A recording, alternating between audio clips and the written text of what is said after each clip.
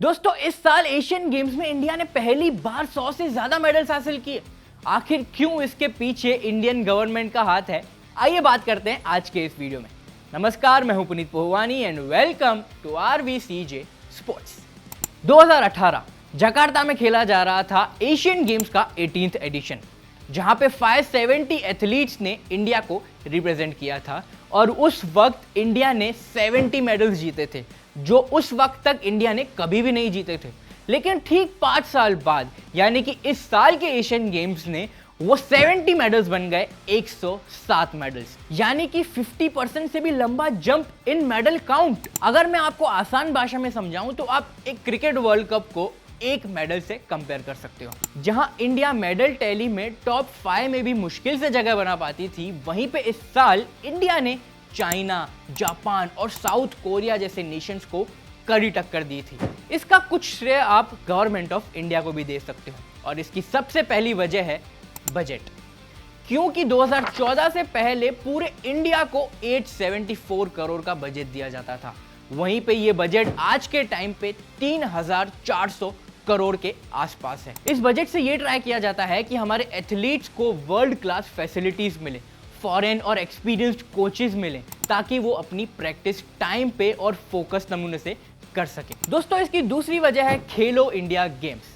2017-18 में government of India ने एक प्रोग्राम लॉन्च किया था जिसका नाम रखा गया था खेलो इंडिया, जहां पे बड़े बड़े शहरों से लेके छोटे छोटे गांव तक स्पोर्ट्स टैलेंट को आइडेंटिफाई किया जाता है और इंडियन स्पोर्ट्स कल्चर को ग्रास रूट लेवल से डेवलप किया जाता है, अलग अलग कॉम्पिटिशन्स ऑर्गेनाइज करके।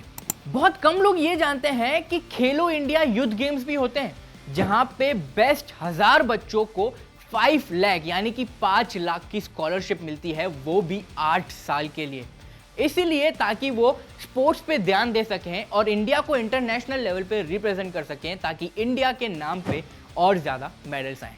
इसी के साथ साथ 2014 में मिनिस्ट्री ऑफ यूथ अफेयर्स और स्पोर्ट्स ने एक स्कीम की शुरुआत की थी जिसका नाम था टॉप्स, यानी कि टारगेट ओलंपिक पोडियम, जिसका असली मोटिव रहता है फ्यूचर ओलंपिक्स गेम्स को लेके। इस स्कीम के जरिए टॉप इंडियन एथलीट्स को बेहतरीन सर्विस देने की कोशिश की जाती है, ताकि वो अपने गेम पे फोकस कर सकें और गेम के टाइम पे यानी कि मैच के टाइम पे रेडी रहें। आखिर क्यों गवर्नमेंट ऑफ इंडिया पहले एथलीट्स को इतना सपोर्ट नहीं करती थी और आज के टाइम पे इतना सपोर्ट मिल रहा है?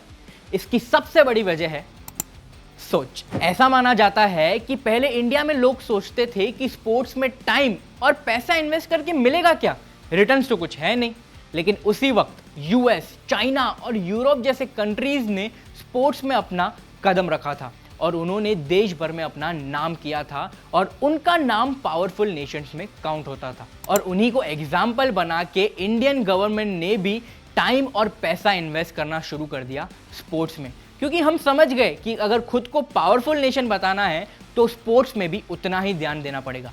क्योंकि जब भी हमारे athletes gold medal, silver medal या ब्रॉन्ज मेडल जीतते हैं तो हमारे देश का ही नाम पूरे वर्ल्ड में गूंजता है। और अगर ऐसी ही सोच रही तो मैं आपसे वादा करता हूं कि आने वाले 10 सालों में चाइना, यूरोप और यूएस जैसे नेशंस को हम कड़ी से कड़ी टक्कर देंगे और ओलंपिक्स में भी हम कंसिस्टेंटली टॉप फिनिश करेंगे। बस जाने से पहले मैं एक ही रिक्वेस्ट करना चाहता हूं कि जैसे हम क्रिकेट को इस कंट्री में सेलिब्रेट करते हैं, कैसे हम क्रिकेटर्स को सपोर्ट करते हैं, वैसे ही हमें दूसरे स्पोर्ट्स को भी सपोर्ट करना चाहिए, उनकी जीत को सेलिब्रेट करना चाहिए। अगर आपको इस वीडियो में एक भी पॉजिटिव चीज लगी, इस वीडियो को शेयर जरूर करना और ऐसे कुछ वीडियोस को देखने के लिए फॉलो करना RVCJ स्पोर्ट्स को। जय हिंद।